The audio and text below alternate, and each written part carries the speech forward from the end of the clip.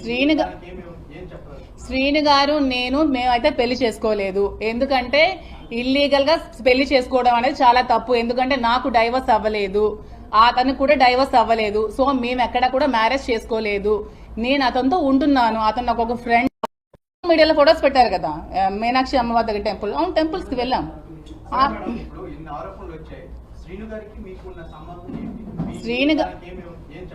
శ్రీను గారు మేమైతే పెళ్లి చేసుకోలేదు. ఎందుకంటే ఇల్లీగల్ గా పెళ్లి చేసుకోవడం అనేది చాలా తప్పు. ఎందుకంటే నాకు డైవర్స్ అవ్వలేదు, అతనికి కూడా డైవర్స్ అవ్వలేదు. సో మేము ఎక్కడ కూడా మ్యారేజ్ చేసుకోలేదు.